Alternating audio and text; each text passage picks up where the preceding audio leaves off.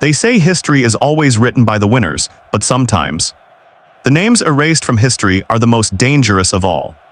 20 years ago, a mysterious team vanished without leaving a single trace behind. No records, no photographs, not a single match remained.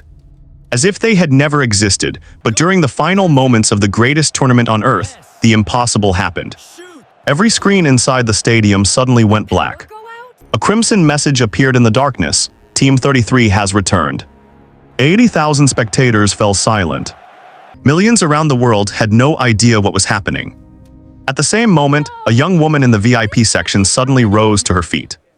Her face turned pale the moment she saw the symbol on the screen, because she knew exactly what it meant. And she knew a truth the world had never been allowed to learn.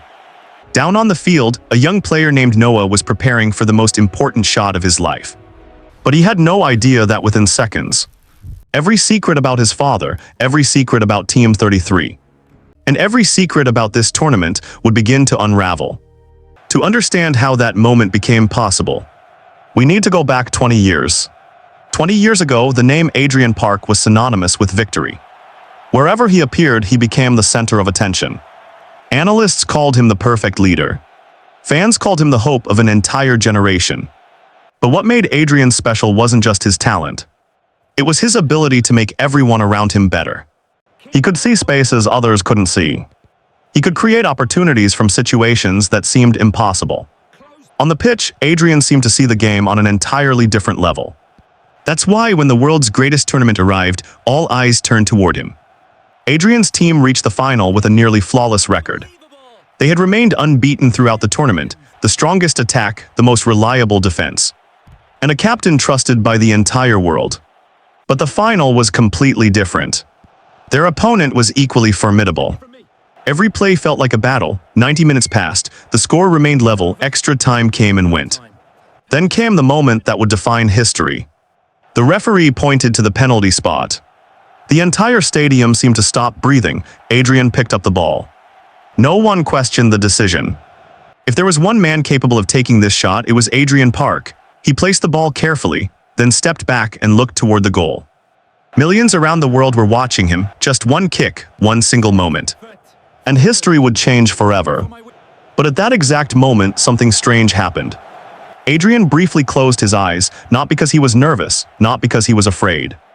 It was as if he had just made a decision. A decision no one else could understand. When he opened his eyes, his gaze was completely calm, almost unnaturally calm. Adrian began his run-up, his right leg swung forward. The ball left the ground and flew wide of the goal. For the first few seconds, the entire stadium fell silent. No one could believe what they had just seen. Then came the screams, cries of disappointment, tears, and harsh criticism. In a single night, a hero became the most blamed man in the world.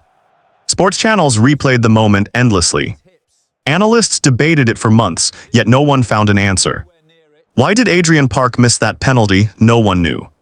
And that secret followed him until the day he disappeared. If Adrian Park's story ended on that fateful night, then Noah Park's story began from that very moment. Noah was born just months before his father disappeared. He had no memory of him whatsoever, not a single conversation. Not a single moment holding his hand, not even a birthday wish. The only person who raised Noah was his mother, Elena Park. She worked nearly every day to support them. Yet no matter how difficult life became, she never let Noah feel unloved. When Noah turned 8, he began to realize his family was different from others. The children in the neighborhood often looked at him strangely. At first, Noah didn't understand why, then the whispers began. That's Adrian Park's son. His father ruined the final. If I were him, I'd change my last name. Those comments only grew more frequent with time. And slowly, Noah realized he was paying for something that happened before he was even born. The strange thing was, Noah never hated his father. He tried to many times whenever he was mocked. Whenever he saw his mother crying alone. Whenever he heard people call Adrian a coward. Noah tried to force himself to hate that man, but he couldn't. Because deep down, he always felt something wasn't right. One evening when Noah was 13, he accidentally discovered an old box in the storage room. Inside were items that had belonged to Adrian Park, an old pair of boots, a notebook, and a few photographs faded by time. Noah flipped through the notebook. Most of it contained tactical notes, Formation diagrams, opponent analyzes, attacking strategies. But on the final page, he found a handwritten sentence, just a few words. Sometimes winning isn't the most important thing. Noah read that sentence hundreds of times. And the more he read it, the less it made sense. Why would a player standing before the greatest moment of his life write something like that? If winning wasn't the most important thing, then what was? From that day forward, Noah began asking himself a question. Did people really know the full truth about Adrian Park? Noah's high school years were anything but easy. He was constantly underestimated, scouts often overlooked him. Many coaches refused to give him opportunities, not because he lacked talent, but because the name Park made them hesitate. Some feared media attention. Others simply wanted nothing to do with that past. Noah understood. But understanding didn't mean accepting it. So Noah chose the only path available to him. He trained harder than anyone else. When everyone else went home, Noah stayed on the field. When the sun set, he kept running. When the lights went out, he continued practicing passes alone. Noah believed that if he became good enough, the world would eventually recognize him. But he had no idea fate had prepared an entirely different path for him. One afternoon after training, Noah returned home through heavy rain. As he entered the living room, he found his mother staring at an old photograph. It was the only photograph of Adrian Park in the house. Alina quickly put it away. But this time Noah decided to ask, "Mom, what was Dad really like?" Alina remained silent for a long time. Finally she answered, "Your father wasn't perfect. He made mistakes just like everyone else." Noah lowered his head in disappointment, but Alina continued. "But there is one thing I'm certain of. Your father was never someone who gave up." Noah immediately looked up. Because it was completely different from what the world had always claimed. That night Noah couldn't sleep. He sat by the window watching the rain fall outside. His mother's words echoed endlessly in his mind. Your father was never someone who gave up, if that was true.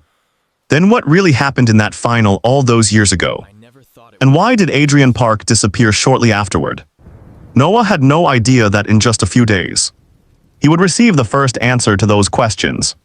3 days after speaking with his mother, Noah received the opportunity he had been waiting for his entire life. A regional scouting tournament was being held in the city. Dozens of scouts would be attending. For many young players, it was just another tournament. But for Noah, it could be his final chance. If he failed again, the door to professional football would almost certainly close. That morning, Noah arrived at the stadium early. The stands were still mostly empty, players were warming up. Yet Noah could already feel the pressure in the air. The match started at an intense pace. Noah's team spent most of the early minutes under pressure. The opposing side had several highly rated prospects. Most of the scouts were watching them. Noah seemed invisible on the field. That caused some of his teammates to lose confidence. They rushed their passes and repeatedly made mistakes. Within 15 minutes, Noah's team had already conceded. In the stands, one scout flipped through Noah's profile. He saw the surname Park and shook his head. What a shame. He's probably just like his father. The man beside him quietly agreed. Neither realized Noah had heard every word. Noah lowered his head for a moment, his fists tightened, then he looked up again. And his expression completely changed. 23rd minute. The opposing team launched a fast counterattack. A midfielder fired a powerful through ball. Their striker exploded forward. The entire defense was left behind. It looked certain to become a second goal, and then the world around Noah changed, the sound disappeared. The cheers from the crowd vanished, the footsteps vanished. Everything fell into absolute silence. Noah saw glowing paths appearing across the field. Dozens of luminous lines intertwined. They weren't hallucinations, they were possible futures. One path showed the striker shooting immediately, another showed a square pass. Yet another showed a rebound off the goalkeeper. Multiple futures unfolded simultaneously. This was echo vision, the mysterious ability that had followed Noah since childhood. Noah didn't see a single fixed future. He saw multiple possible outcomes, and his brain automatically calculated which one was most likely. That allowed him to react faster than anyone else on the field, not because of speed, not because of strength, but because of information. Noah sprinted toward a position nobody understood. His teammates thought he had made a mistake. Even the opponents couldn't understand his movement, but 1 second later, the second pass came. Exactly as Echo Vision had predicted, Noah intercepted the ball. Spectators jumped to their feet. The play had seemed impossible to anticipate, yet Noah had done it. But the real surprise came next. The moment he won the ball, Echo Vision didn't fade away. The glowing paths expanded further. Noah saw the entire field like a giant chessboard. Spaces that hadn't opened yet, runs that hadn't started yet. Opportunities nobody else could see. And for the first time in his life, Noah chose to trust the ability completely. He launched a long pass through 3 defensive lines. His teammate hadn't even started moving yet. Some people in the stands laughed. They thought Noah had misplayed the pass, but 2 seconds later, his teammate suddenly accelerated. He ran directly into the space that had just opened. The ball dropped perfectly. The entire stadium fell silent. It was a pass far beyond the level of this tournament. In the stands, the scouts began changing their opinions. Notebooks were opened. Noah Park's name was written down seriously for the first time, but somewhere else, hundreds of miles away. Something even stranger was happening. Inside the Last Cup's data center, an automated analysis system had just flagged a new profile. Rows of abnormal statistics appeared on the screen: match reading ability, situation prediction rate, chance creation metrics. Every number was far above average. A single name appeared at the center of the display: Noah Park. And for the first time, a young woman named Aura Vale saw that name. The final whistle echoed throughout the stadium. Noah stood motionless on the pitch, sweat running down his face. It wasn't the best game he had ever played, but it was certainly the most important one of his life. For the first time, people who had ignored him began looking at him differently. Scouts gathered in small groups around the stands, constantly discussing the name Noah Park. Some were impressed by his impossible passes. Others focused on his almost unnatural ability to read the game, but a few felt uneasy, because his style reminded them of someone who had disappeared from football a very long time ago. Noah left the field as the sun disappeared behind the stands. He had no idea that the match had just changed his destiny. To him, it was simply a small step forward.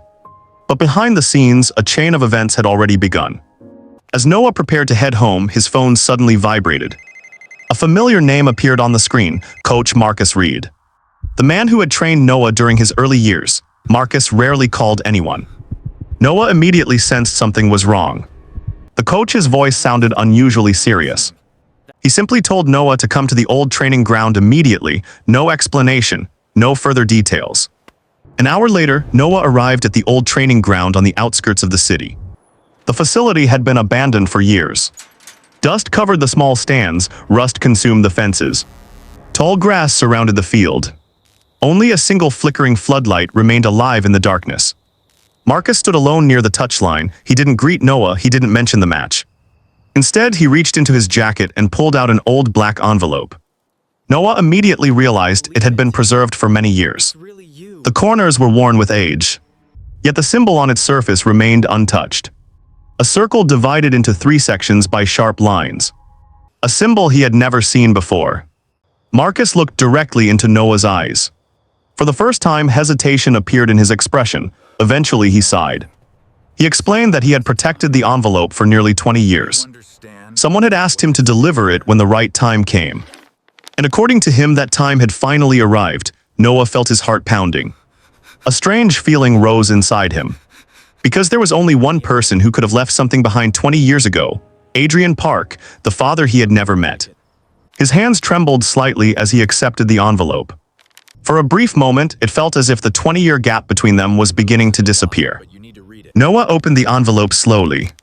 Inside wasn't a handwritten letter, nor secret documents. There was only an old storage device and a small piece of paper. Written on it was a single sentence: "If you're watching this, the truth is finally ready to be revealed." Noah immediately connected the device to Marcus's aging laptop. The screen remained black for several seconds, then a video appeared. The image was blurry and distorted, clearly recorded many years ago. Yet Noah instantly recognized the man on the screen: Adrian Park. It was the first time in Noah's life that he saw his father move and heard his voice. Adrian stared directly into the camera with an unnaturally calm expression. He didn't look like a fugitive. He didn't look like a failure. And he certainly didn't resemble the coward the media had described. After several seconds of silence, Adrian finally spoke. He explained that if Noah was watching this recording, it meant he had never returned. He said there were truths the world wasn't ready to accept. People who had never been allowed to exist in history. And matches whose outcomes had been decided before the ball was ever kicked. A chill ran down Noah's spine. This was no longer about a missed penalty, Adrian continued. He said that if Noah wanted the full truth, he had to go to a place known as the Last Cup. It wasn't merely a tournament. It was where every secret began. And where every lie would eventually end. Before the video ended, Adrian mentioned one final name, the Lost Generation. The moment those words appeared, the screen suddenly filled with static and went dark. The recording ended.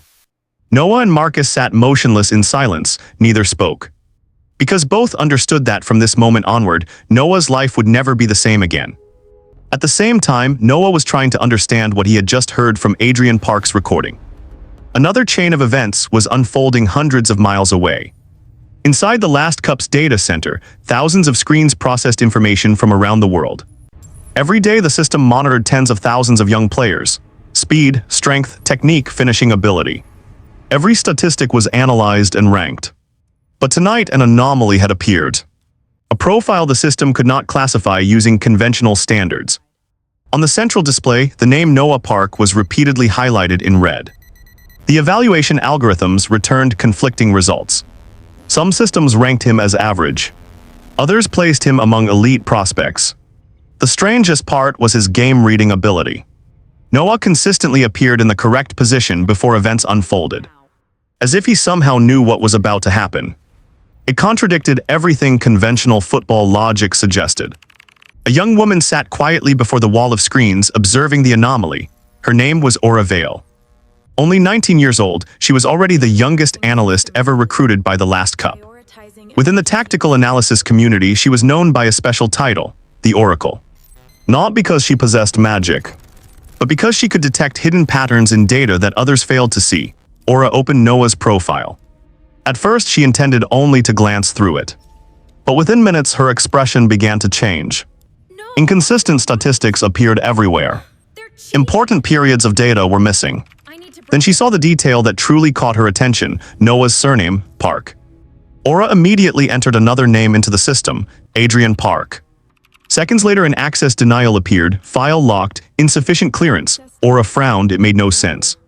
Within the Last Cup's archives, almost no file was completely restricted. Yet Adrian Park seemed to be an exception. She continued tracing connected records, then another name appeared, the Lost Generation. The moment she saw the words, warning messages flashed across the screen. Files that had been hidden for years suddenly began reactivating. At the same time, back at home, Noah received another envelope delivered late that night. There was no sender, no recipient name. Only the same circular symbol on the front. Noah opened it. Inside was a black invitation card embossed with silver letters, the Last Cup. Beneath it was a short message. Official invitation accepted. Noah stared at the card for several seconds. Because he had never applied for any tournament. Back inside the data center, Aura continued watching the newly restored files. Layer after layer of security vanished from the screen. A directory sealed for nearly 20 years slowly revealed itself. Aura felt her heartbeat quicken. She knew she was about to uncover a secret very few people had ever been allowed to see. Finally, the folder opened completely. A title appeared at the center of the screen, The Lost Generation. Beneath it, a green status line glowed, access restored. Aura froze. Noah stared at the invitation card in his hands. And somewhere in the darkness, someone was quietly watching them both. A game that had been dormant for 20 years had finally begun moving once again.